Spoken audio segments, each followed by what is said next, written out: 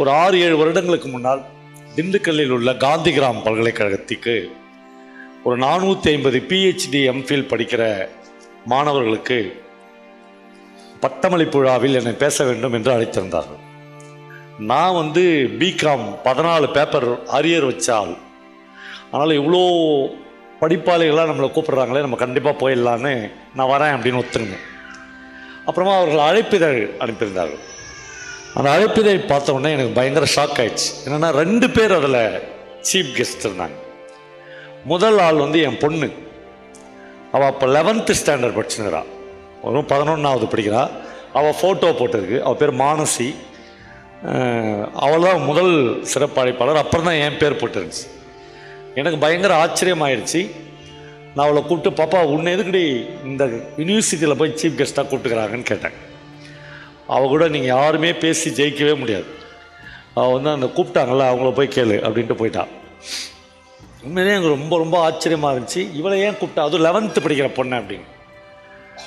அப்போ நான் யோசித்து பார்த்தேன், இவளை எதுக்கு கூப்பிட்டாங்க அப்படின்னா, அவள் 8th படிக்கும்போது ஆயிஷா அப்படின்னு ஒரு புகழ்பெற்ற ஒரு குறு நாவலை ஆங்கிலத்தில் மொழிபெயர்த்திருந்தான்.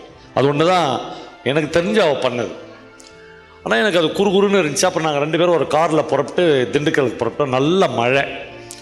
இந்த மழையில் ஒரு அப்பாவுக்கும் மகளுக்குமான ஒரு கார் பயணம் தொடங்கியது.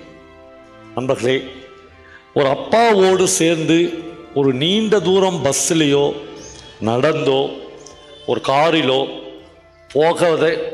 இதுவரையிலும் போகாத இருக்கிற பெண்களோ அப்பாக்களோ தயவு செய்து அந்த வாய்ப்பை மட்டும் வாழ்க்கையில் தவற விட்டு விடக்கூடாது என்று நான் உங்களை கேட்டுக்கொள்கிறேன். குறிப்பாக அந்த பயணத்திற்கு அம்மாவை தயவு செய்து அழைத்து கொண்டு போகவே கூடாது.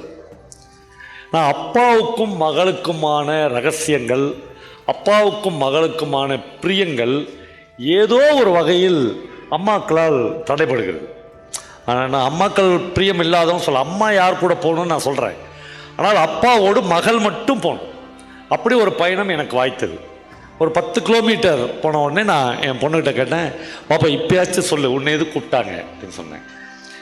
அவள் அப்போ தான் மெதுவாக ஆரம்பித்தேன். அப்போ கூட அவள் என்னை ஏன் கூப்பிட்டாங்கன்னு சொல்ல. அவள் கேட்டால், அப்பா நீ தாஸ்தாவஸ்கியோட எத்தனை புத்தகங்கள்லாம் படிச்சுக்கிற அப்படின்னு கேட்டாள். நான் 2 நாவல் 3 நாவல் படிச்சிருப்பேன் தமிழ்லன்னு சொன்னேன். அவள் சொன்னால், நான் இங்கிலீஷ்லேயே தாஸ்தாவஸ்கியுடைய எல்லா படைப்புகளையும் படிச்சுக்கிறேன் தெரியுமா அவனுக்குன்னு கேட்டான். நாங்கள் 2 பேரும் ஒரே வீட்டில் இருக்கிறோம். பக்கத்து ரூம் தான் எங்களுக்கு. என் பொண்ணு என்ன படிக்கிறா என்னவா இருக்கிறான்னு எனக்கு தெரியவே இல்லை. இப்போ இவ்வளோ பெரிய இடைவெளி ஒரு வீட்டுக்குள்ளேயே இருக்குது. நாம் நினச்சிக்கிறோம் நம்ம பொண்ணு தான், நாம் நினைக்கிறதா அவள் செய்வான். இல்லை, அவளுடைய உலகம் வேறு மாதிரியாக இருக்கிறது. அந்த பயணம் முழுக்க முடிகிற போது கிட்டத்தட்ட அவள் ஒரு 20 எழுத்தாளர்களுடைய பெயர்களை எனக்கு சொல்லிக்கொண்டே வந்தால், நான் இந்த மேடையில் வெட்கம் இல்லாமல் சொல்கிறேன், 20 பேரில் ஒரு பேர் கூட எனக்கு தெரியாது. நான் முழுக்க தமிழில் படித்து, தமிழில் வாசித்து, தமிழில் வளர்ந்த ஒரு வாசிப்பாளர். அவளுடைய ஜென்ரேஷனில் ஆங்கிலத்தில் வாசிப்பதற்கான எல்லா வாய்ப்புகளும் அவளுக்கு கிடைத்திருக்கிறது. அப்புறம் அந்த விழாவை காலையில் 11 மணிக்கு தொடங்கினார்கள். அவள் தான் ஃபஸ்ட்டு. 1 மணி நேரம் அவள் பேச வேண்டும். அடுத்து 1 மணி நேரம் நான் பேச வேண்டும். 3/4 மணி நேரம் அவள் பேசிவிட்டு 15 நிமிடம் கேள்வி பதில் கொடுக்க வேண்டும். அவள் பேசினதை கேட்ட ஒரு கெமிஸ்ட்ரி ப்ரொஃபஸர் எழுந்துச்சு, மானசி நீ சொல்கிறத பார்த்தா கிளாஸ் ரூமே வேணான்னு சொல்கிறியா என்று கேட்டார்கள். பயங்கரமான ஒரு வெடிகுண்டு வைக்கிற மாதிரியான கேள்வி அந்த கேள்வி. அவள் என்ன சொல்ல போகிறான்னு நான் பயந்தப்போ அவள் சொன்னால், அஃப்கோர்ஸ் ஆண்டி, எதுக்கு கிளாஸ் ரூம் அப்படின்னு கேட்டாள். அந்த அம்மா கோச்சின் வெளியே போயிட்டாங்க. ஒரு 11th படிக்கிற பொண்ணு கிளாஸ் ரூமே வேணாம் அப்படின்னு வேறு மொழிகளில் சொல்கிறாளே அப்படின்னு அவங்க கோச்சின் வெளியே போயிட்டாங்க. ஆனால் அவள் அதற்கான நியாயத்தை அடுக்கி கொண்டே போனாள். கல்வி என்பது வெறும் போதிப்பதை கேட்பது இல்லை, அது கற்றல். அது யாரிடமிருந்தும் கற்றுக்கொள்ளலாம். கூட்டம் ஆரம்பித்தோடனே அவள் பேசி ஒரு 3/4 மணி நேரம் பேசினோடனே ஒரு மிகப்பெரிய பிரச்சனையாச்சு. நான் சொன்னேன், அவள் சொல்கிறா, தமிழ்நாட்டில் உள்ள வகுப்பறைகள் செவ்வக வடிவத்தில் இருக்குது. இந்தியா முழுக்க அப்படிதான் பெரும்பாலான வகுப்பறைகள் செவ்வக வடிவில் இருக்கிறது. அதில் ஒரு டீச்சர் நின்று கொண்டு போதித்து கொண்டே இருக்கிறார். ஒரு 30-40 ஸ்டூடெண்ட்ஸ் உட்காந்து கேட்டுக்கொண்டே இருக்கிறார். ஒருவேளை அந்த டீச்சரே தப்பாக போதிக்கிற ஒரு ஆளாக இருந்தால் இந்த 40 பேருடைய வாழ்க்கை அல்லது கல்வி என்னவாகுது? அப்போது கன்ஸ்ட்ரக்ஷன் ஆர்கிடெக்ட்லேருந்து இந்த கல்வி வகுப்பறைகளை மாற்ற வேண்டி இருக்கிறது அப்படின்னு ஒரு விஷயத்தை சொன்னான். எல்லா கல்வி வகுப்பறைகளும் வட்ட வடிவத்தில் இருக்க வேண்டும். 40 பேர் வட்டமாக உட்கார வேண்டும். இந்த வட்டத்தில் ஒருவராக டீச்சர் உட்கார வேண்டும். டீச்சரிடமிருந்து பல செய்திகளை மாணவர்களும், மாணவர்களிடமிருந்து பல செய்திகளை ஆசிரியர்களும் கற்றுக்கொள்ள வேண்டும்.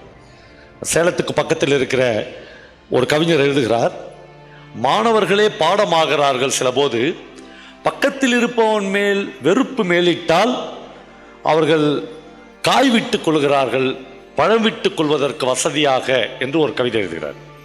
இப்போ 2 குழந்தைங்களுக்கு சண்டை வந்துடுச்சுன்னா நீ காயா பழமா, இப்படி அழுத்தினா பழம், இப்படி பண்ணா அவ்வளோதான். ஆனால் ஒரு டீச்சரால் அப்படி இருக்க முடியாது.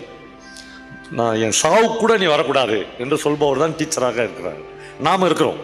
குடும்ப உறவுகள் அப்படித்தான் பின்னப்பட்டு இருக்கிறது. அப்போ குழந்தைகளிடமிருந்து வன்மம் இல்லாத, காழ்ப்பில்லாத, சகோதரத்துவம் உள்ள ஒரு விஷயத்தை மாணவர்கள் கற்றுக்கொள்ள வேண்டியது இருப்பதற்கு 2 பேருமே கற்றுக்கொள்ளலாம். அதனால் வகுப்பறைகள் செவ்வக வடிவத்தில் இருப்பதை விட்டுவிட்டு வட்ட வடிவமாக மாற்ற வேண்டும் என்று அவள் ஒரு கருத்தை முன்வைக்கிறார். அந்த மேடையில் என் மகள் பேசி கொண்டிருந்த போது 6 முறை நான் மேடையை விட்டு கீழே இறங்கி பின்னாடி போய் நின்று தேம்பி தேம்பி அழுதேன். இந்த பொண்ணு நம்ம வீட்டில் தானே இருக்குது, நம்ம வீட்டில் தானே வளருது, இந்த பொண்ணுக்கு எப்படி இதெல்லாம் தெரிஞ்சு இந்த எனக்கு தெரியும். என் பொண்ணோட பெருமைகளை எல்லாம் பேசுவதற்கு அந்த பொண்ணை யார் வீட்டு பொண்ணாக வேண்டுமானாலும் இருக்கலாம். ஆனால் அவள் சொன்ன ஒரு விஷயத்திற்கு மேடையை விட்டு கீழே இறங்காமல் மேடையிலேயே நான் கதறி அழுதேன். அது என்னன்னா, அவள் சொல்கிறா, எங்கள் வீட்டில் மாடியில் தான் நான் எங்கள் அப்பா எங்கள் அம்மாலாம் படுத்துனுப்போம். எங்கள் வீட்டில் 5லேருந்து 5:30 மணிக்குள்ளே கண்டிப்பாக ஒரு சைக்கிள் பெல் கேட்கும். எங்கள் வீட்டில் தமிழ் ஹிந்து பேப்பர் வாங்குறாங்க. அந்த தமிழ் ஹிந்து பேப்பர் போடுற பையனுக்கு ஒரு காஃபி போட்டு கொடுக்கணும் அப்படின்னு நான் செல்லில் அலாரெல்லாம் வச்சு எழுந்திருப்பேன். ஆனால் ஒரு நாளும் நான் கீழே இறங்கி வர்றதுக்குள்ளே அவன் சைக்கிள் போயிடும். ஒரு நாள் கூட நான் காஃபி போட்டு கொடுத்ததே இல்லை. ஏன் அந்த பையனுக்கு நான் ஒரு காஃபி போட்டு கொடுக்கணும்னு நினச்சேன்னா, தினந்தோறும் அந்த பையன் 3:30 மணிக்கு எழும்புகிறான். 4 மணிக்கு மெட்ராஸ்லேருந்து வருகிற பஸ்ஸில் போய் பேப்பர் பண்டலை ரிசீவ் பண்ணுறான். 4 மணிக்கு தொடங்குகிற அவன் பயணம் 7:30 8 மணி வரையிலும் நீளுகிறது. ஒரு நாளைக்கு 250 வீடுகளுக்கு அவன் தமிழ் இந்த பேப்பரை வீசி அடிக்கிறான். 8லிருந்து 8:30 மணிக்குள்ளாக அவன் தன்னுடைய வீட்டுக்கு போய் குளித்து ரெடியாகி அவசரமாக ஒரு சைக்கிளை எடுத்துக்கின்னு என் கிளாஸ்க்கு வந்து என் பக்கத்தில் உட்கார்ந்து என்னோடு +1 படிக்கிற சுதாகர் தான் அந்த பையன் என்பதனால் அவனுக்கு எப்படியாவது ஒரு காஃபி கொடுக்க வேண்டும் என்று நானும், நம்ம கூட படிக்கிற பொண்ணு வீட்டுக்கு பேப்பர் போடுற நிலைமையில் நம்ம வாழ்க்கை இருந்து விட்டதே, அவள் முகத்தில் கூட நம்ம முழிக்காமல் இருட்டிலேயே கரைந்து விட வேண்டும் என்று சுதாகருடைய சைக்கிள் வேகமாக போய்கொண்டே இருக்கிறது. வாழ்க்கை எல்லோருக்கும் ஒரே மாதிரியானது இல்லை, அது மிகுந்த மேடும் மிகுந்த பள்ளமும் நிறைந்தது என்று என் பெண் பேசிய போது மேடையிலேயே நான் தேம்பி தேம்பி அழுதேன். நண்பர்களே, நாம் எல்லோருக்கும் ஒரே மாதிரியான வாழ்க்கை இல்லை. இந்த மேடையில் இருக்கிற எல்லோரும் வெவ்வேறு வகையான வாழ்க்கையில் வெவ்வேறு வகையான மன அழுத்தங்களில் இருந்து கொண்டிருக்கிறார். ஒரு வகையில் இலக்கியம் அதைத்தான் நமக்கு ஞாபகப்படுத்தி கொண்டே இருக்கிறது. மனிதர்கள் எல்லாவற்றையும் மறந்து போகிறவர்களாக இருக்கிறார்கள், கலைஞர்கள் எல்லாவற்றையும் ஞாபகப்படுத்துபவர்களாக இருக்கிறார்.